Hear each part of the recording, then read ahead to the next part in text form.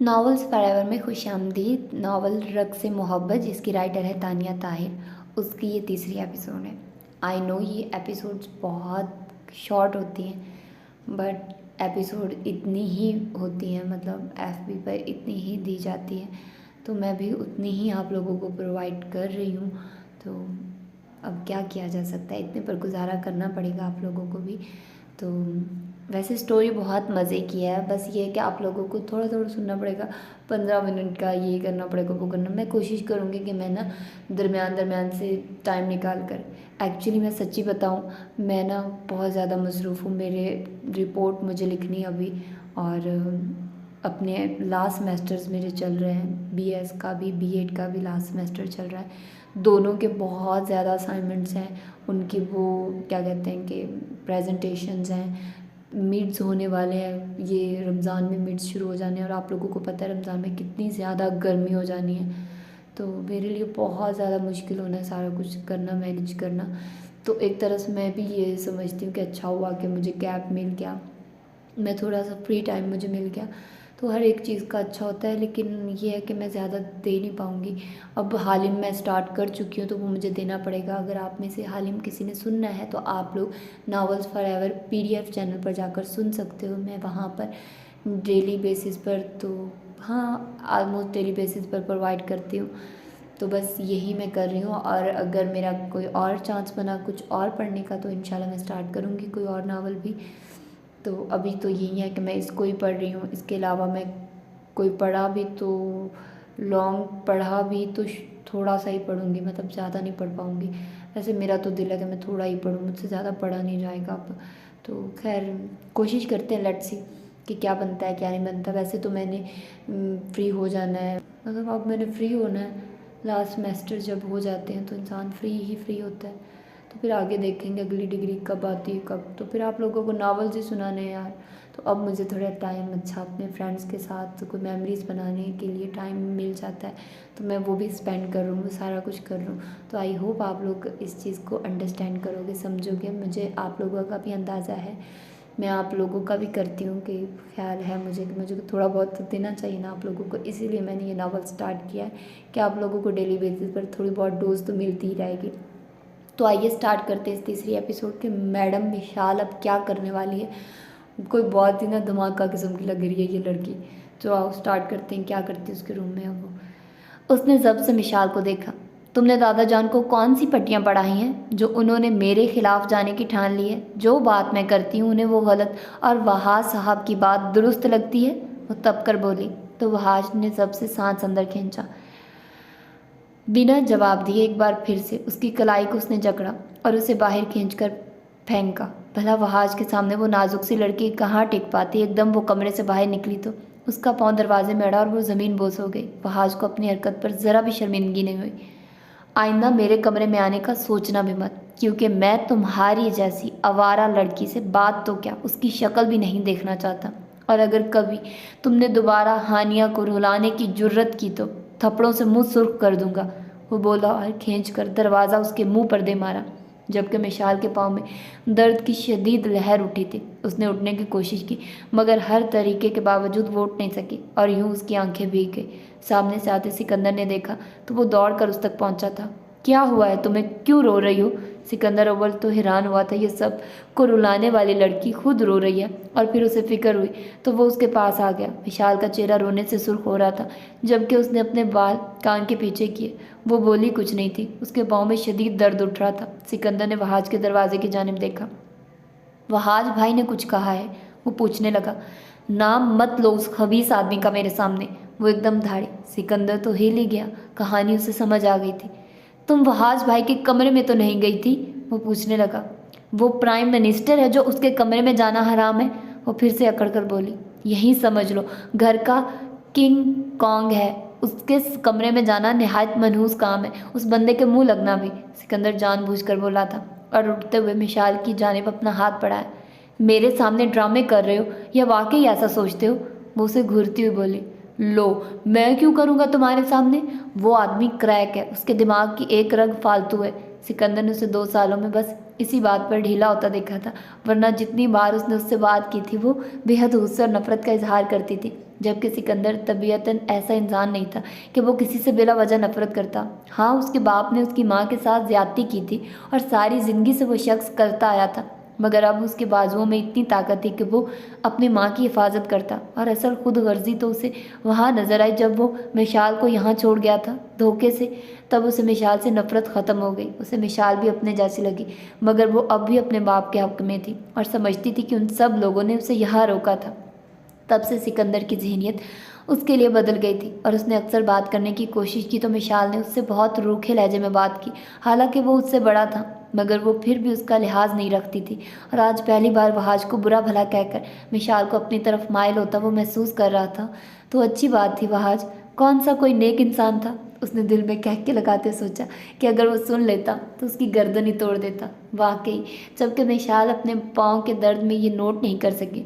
वो कितनी आहिस्तगी से बोल रहा था कि वहाज को आवाज़ तक न जाए।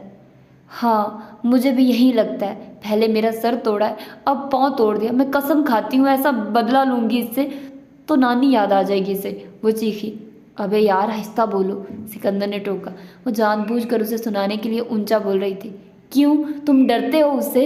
एकदम मिशाल ने हाथ छुड़ाया। मैं क्यों डरूंगा? उसकी बहन है तो तुम मेरी बहन हो। वो अब कुछ कहे तो सही, तुम्हें फिर देखना, सिकंदर ने आंखें निकालते हुए कहा। मिशाल ने उसकी बात सुनी, मगर वह आज के खिलाफ बोल रहा था, तभी उसने कुछ और नहीं कहा। वो अपने पाँव की जानिब देखने लगी। जोर से लगी है क्या? उसने उसका पाँव पकड़ा। हाँ, दर्द हो रहा है, उसकी आवाज़ भीगी। ओ बेबी गर्ल, सिकंदर हंसा। छट आप, मिशाल ने घूरा। अच्छा, मैं मॉम को बुलाता हूँ, वो तुम्हारे पाँव में कुछ लगा देती है, सिकंदर बोला तो मिशाल ने उसकी जानिब देखा। नहीं थैंक यू। वो एकदम संजीदा हो गई और बामुश्किल ही सही खुद ही उठी और अपने कमरे की जानिब चल दी। सिकंदर ने गहरी सांस भरकर देखा था उसकी पुश्त को, वो लंगड़ा कर चल रही थी। और तभी उसके सेल फोन की बेल बजी तो उसने चेक किया, उसके दोस्त का मैसेज था। वो उसे फ़ोन कॉल मिला गया। आहंग ने, तुमने सबके कमरों में दूध दे दिया? उसकी माँ ने उसकी जानिब देखा। नहीं मम्मा, मैं दे आती हूँ, वो बोली तो उन्होंने सर हिलाया। मेरी कमर में दर्द हो रहा है बेटा, वरना मैं खुद ही दे आती। तुम दे आओ आज, वो बोली तो आहंग ने उनके गले में बाजू डाल लिए। आप रेस्ट करिए, मुझे ये बताने की ज़रूरत तो नहीं थी, मैं दे दूँगी सबको, वो बोली तो उन्होंने उसकी पेशानी पर प्यार किया। मेरी प्यारी बेटी, अच्छा चारों लड़कों को लाजमी देना। आज उन लोगों ने काफ़ी मेहनत की है। बड़ी बात है बच्चे, उनकी मेहनत ने अकबर एंड सन्स को इम्प्रेस कर लिया, वरना इस डूबी हुई कश्ती को कौन सहारा लगाता। बहुत परेशान रहे थे सब, और ये तो आहंग ने भी देखा था। चारों ने दिन रात एक कर दिया था अकबर एंड सन्स को अपने साथ जोड़ने में, और इस खुशखबरी पर वो खुश भी थे। सिकंदर ने सबको मिठाई भी खिलाई थी, और अब चूंकि रात के 8 बज गए थे, सब रेस्ट कर रहे थे। आहंग ने जल्दी से मम्मा के जाने के बाद जग में दूध भरा और ग्लास सबकी ट्रे में रखे, और एक एक करके वो सबके कमरों में देने लगी। सब बड़ों को पहले दिया और फिर वहाज का दरवाज़ा बजाया। भाई आप जाग रहे हैं? वो बाहर से ही पूछने लगी। वहाज ने फ़ौरन दरवाज़ा खोला। उसे बुरा लगता था उसकी बहनें दरवाजे पर खड़ी हों।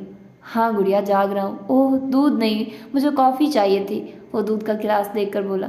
मैं बना लाती हूँ, उसने मुस्कुराकर कहा तो वहाज ने उसके सर पर हाथ रखा और दोबारा अंदर चला गया, जबकि आहंग ने वो गिलास नूर और हानिया को दे दिया। हानिया तो पहले ही दूध पीने की चोर थी, तभी दोनों ने आधा आधा पी लिया था। वहाज के लिए कॉफ़ी बनाकर वो उसको देकर दोबारा आई तो सारिम के लिए उसने चाय बना ली, क्योंकि उसका भाई दूध नहीं पीता था, उसे हर वक्त चाय चाहिए थी। उसने सारिम को दी तो वो अपने लैपटॉप पर कुछ कर रहा था। लड़कियों 10 मिनट में सारी लाउंज में आ जाओ, आज तुम लोगों ने पढ़ना नहीं था, वो मसरूफ़ सा बोला। जी भाई, फिर आपके रेस्ट की वजह से नहीं कहा। आहंग ने देखा वो थका थका था। अरे नहीं यार, मेरी फिक्र ना करो।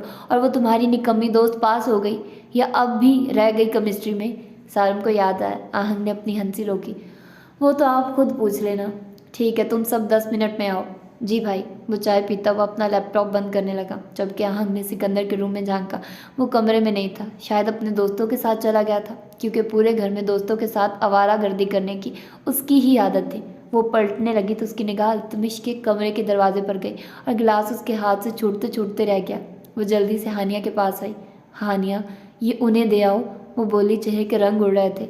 मैं नहीं दे रही, मेरा खून पहले ही सड़ चुका है, मुझसे नहीं होगा अब कोई काम। वो तो अब भी गुस्से से भरी बैठी थी। भाई ने कहा है पढ़ने आओ, आहंग उसे डरते डरते बताने लगी। एक तुम्हारे भाई को चैन नहीं है, वो गुस्से से भुनाई।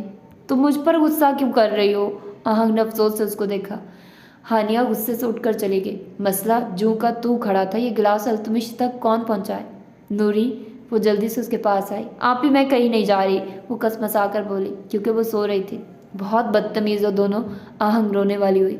जाइए जाइए मेरी मासूम हिरनी, आपका जंगली शेर इंतज़ार कर रहा है। नूर ने करवट ली। कितना बकवास बोलती हो तुम, ये क्या बातें किया तुमने? बहुत तुम पर मूवीज़ का असर हो रहा है। मैं बताती हूँ ताई अम्मी को, फिलहाल तो भैया ने बुलाया है, पढ़ने निकलो। वो उसको डपटती बोली। उफ, मेरी आहंग आप इतने प्यार से डांटती है, प्लीज़ ये गिलास तोड़िएगा मत, हुमायूनी खेजी से बोली। आहंग तो सुर्ख होती वहाँ से उठ गई और उसके कमरे को देखने लगी। पहले सोचा नहीं देती, मगर उसकी फिक्र हुई, वो सारे दिन से मसरूफ़ था। उसने गहरा सांस भरा और जैसे जैसे उसके दरवाजे के करीब जाने लगी, वैसे वैसे ट्रे में गिलास अलग बजने लगा। उसने एक लम्हे के लिए एक तरकीब सोची तो कुछ तसल्ली सी हुई। हल्का सा दरवाज़ा नॉक किया और ट्रे उसके दरवाजे के बाहर रखकर वो जल्दी से छुप गई दीवार की ओट में। अल्तमिश ने दरवाज़ा खोला और एकदम नज़र गिलास पर गई। उसने संजीदगी से गिलास को देखा, यानी वो उससे इतना डरती थी कि उसने खुद गिलास देने की भी जहमत नहीं की। वो दरवाज़ा धाड़ से मारता अंदर चला गया। आहंग के तो दिल पर लगा था दरवाज़ा। वो नाखून दांतों से काटने लगी। वो कैसे अपनी घबराहट पर काबू पाती, उसे समझ ना आती थी। उसने अफसोस से दूध का गिलास देखा, सोचा फिर से बजाने दरवाज़ा, मगर नहीं, इतने गुस्से के बाद हिम्मत नहीं थी। वो सहम गई थी जल्दी से, और इससे पहले वो गिलास उठाकर जाती, अल्तमिश ने उसे अंदर खींच लिया। उसकी चीख निकली, मगर अल्तमिश के हाथ ने उस चीख को दबा दिया। आज गिलास नहीं टूटा, वो गमगीन लहजे में बोला। आहंग को चक्कर आने लगे थे, उससे आंखें ही नहीं उठी। ऊपर देखो, उसने जिद की। नहीं, मुझे जाने दे, कोई देख लेगा। वो बस इतने में ही हलकान हो गई थी। आज तुम कहीं नहीं जा रही, मुझे तुम्हारा ये डर ख़त्म करना है, क्या ख्याल है? आज ख़त्म कर ही ना दूँ? वो आंख दबाता उससे ज़रा फासले पर होता, दरवाजे को लॉक कर गया। अल्तमिश, नहीं, ये क्या? मैं वो आपने लॉक क्यों किया है? वो रोने वाली थी, जबकि अल्तमिश तो पहली बार उसके मुंह से नाम सुनकर जैसे वहीं ठहर गया। वो उसके नज़दीक आया और मुनासिब फासले पर खड़ा हो गया। फिर से कहो, उसने उसका हाथ थामा था। आहंग चकरा ही गई। वह मुश्किल दरवाजे के सहारे खड़े थे। अल्तमिश, प्लीज़ दरवाज़ा खोलिए, जाना है। आहंग, प्लीज़ मेरी जान, कुछ देर तो रुको। वो उसकी नकल उतारने लगा, जबकि आहंग की आंखें फैल गई। अल्तमिश का कहका उभरा, जबकि आहंग उसके पास से जल्दी से निकल कर भागी, तो एकदम उसका हाथ वास को लगा और वास ज़मीन बोस हो गया। वो घबरा उठी। अल्तमिश ने ज़मीन पर देखा और फिर अफसोस से उसकी जानिब। जाओ, वो गहरा सांस भरकर बोला। I am sorry. वो रोने लगी। आई एम सॉरी, मैं तोड़ना नहीं चाहती थी। वो झुककर कांच उठाती कि अल्तमिश ने पीछे से उसका हाथ पकड़ लिया। आहंग का दिल बुरी तरह धड़क उठा। तुम्हारी मासूमियत मेरे दिल को तुम्हारे लिए पागल कर रही है, उसके कान के करीब बोला। आहंग सुन सी रह गई। अल्तमिश के हाथ में उसके हाथ कांप रहे थे। वो जल्दी से उठी और बाहर भाग गई, जबकि उसके बाल अल्तमिश के चेहरे पर लगे थे। रेशमी बालों की नरमी और खुशबू ने अल्तमिश पर अलग ही जादू किया था। अब उसे भला किस एनर्जी की ज़रूरत थी? इससे ज़्यादा मुस्कुराकर उसने अपने वास को देखा। वो काफ़ी कीमती था। अल्तमिश बेटे, हर मुलाकात पर एक नुकसान उठाओ, वो खुद से बोलता हंसा था। मुश्किल ही सही, जब सारम के पास पढ़ने के लिए सब जमा हो चुके थे। सारम ने उन सब के टेस्ट मांगे। हानिया के अलावा 2 लड़कियों ने दिखा दिए। नूरी, तुम नेक्स्ट टाइम इससे बेहतर मार्क्स लाओगे, वो ज़रा सख्ती से बोला। या अल्लाह, मुझे बचा ले। हानिया दिल ही दिल में दुआएं मांग रही थी। सच्ची अल्लाह जी, इस दीव से बचा लें, कल ही 2 मस्कीनों को तो खाना खिला ही दूंगी, वो दिल ही दिल में दुआ गो थी। जबकि सारम ने उसकी जानिब देखा। तुम्हें लेटर लिख कर दूँ, टेस्ट दिखाओ, वो बोला तो हानिया ने अटका हुआ सांस बहाल किया। वो मैं टेस्ट में अपनी दोस्त के पास भूल आई हूँ, कल दिखा दूंगी, वो बोली। सारम मुझसे घूर के देखने लगा, जबकि उसने सर झुका लिया। आप ही, मुझे लगता है आपके बैग में ही होगा, चेक तो करिए, नूरी बोली। तो हानिया ने फाड़ खाने वाली नज़रों से उसे देखा। मैंने देखा है, कुछ नहीं है मेरे बैग में। नूरी, चेक करो इसका बैग, सारम ने कहा। तो हानिया ने जल्दी से बैग सीने में जकड़ लिया। मैं सच बोल रही हूँ, पता है मुझे कितना सच बोलती हो तुम। निकालो टेस्ट, वरना तुम्हारी छुट्टी बंद है, सारी रात बैठकर पढ़ोगी, उसे डपटता हुआ बोला। हानिया ने मुंह बसूर कर टेस्ट निकाल कर उसके सामने कर दिया, जिसमें उसे 75 में से 2 नंबर देखकर सारम तो हैरान ही रह गया। ये क्या है हानिया, वो गुस्से से बोला। मुझे याद था, मेरी तबीयत। शट अप, वो गुस्से से बोला। तुम्हें वो जज्बा ही नहीं है कि पढ़ो। ये 2 नंबर, अपनी उम्र देखो, तुमसे बेहतर नंबर कोई बच्चा भी ले सकता है, वो सख्ती से बोला।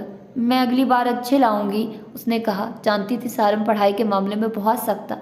अगली बार आने दूंगा तो लाओगी, यही टेस्ट तुम 6 बार लिखोगी और तब तक लिखती रहोगी जब तक याद नहीं होगा। निकालो दस्ता और पेन, वो सख्ती से बोला। हानिया ने बेचारगी से उसकी जानिब देखा। इतना लंबा टेस्ट वो 6 बार लिखती मर ही जाती।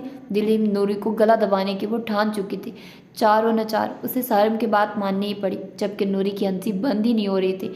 आहंग को अलबत्ता अफसोस था, अगर वो थोड़ी सी मेहनत कर लेती तो काफ़ी लायक थी वो।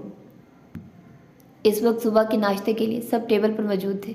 वहाज ने दादा जान की जानिब देखा। मैं इस्लामाबाद जा रहा हूँ, 2-3 दिनों में वापस आ जाऊँगा, उसने उन्हें इतला दी। चलो कुछ दिन तो घर में सुकून रहेगा। अचानक दूसरी तरफ से मशाल की आवाज़ आई तो सबने उसकी जानिब देखा। हाँ ना, सुकून भी ज़रूरी होता है, मशाल ने अचकाकर उसे जिच करती बोली। वहाज ने मुठ्ठियाँ भींच ली। क्या लड़की है यार, अल्तमिश ने कहकर रोका। सालम ने अपनी हंसी रोकने के लिए ग्लास मुंह से लगा लिया, जबकि सिकंदर की तो हंसी छूट ही गई थी। बहुत हंसी आ रही है तुम्हें, वहाद ने गुस्से से सिकंदर को देखा। सॉरी भाई, सिकंदर जल्दी से बोला। मिशाल ने उल्टा उसे घूरा, वो तो सर झुका गया। ये पानीपत की जंग में वो पिसना नहीं चाहता था। जब शक्ल अच्छी ना हो तो बात अच्छी कर लेनी चाहिए, वहाद ने सर झटक कर कहा। वट क्या बोला तुमने? मेरी शक्ल अच्छी नहीं? देख रहे हैं दादा जान आप इसे, बड़ा है तुमसे मिशाल। तुम क्यों कह रही हो? दादा जान ने अलग ही बात की, वो तो रोज़ की इस लड़ाई से थक ही गए थे। तो ये थी इसकी तीसरी एपिसोड। होप सो कि आप लोगों को थर्ड एपिसोड पसंद आई होगी। तो अपना ढेर सारा ख्याल रखिएगा और मुझे दुआ में याद रखिएगा। मिलते हैं इंशाल्लाह इसकी फोर्थ एपिसोड में। अल्लाह हाफिज़।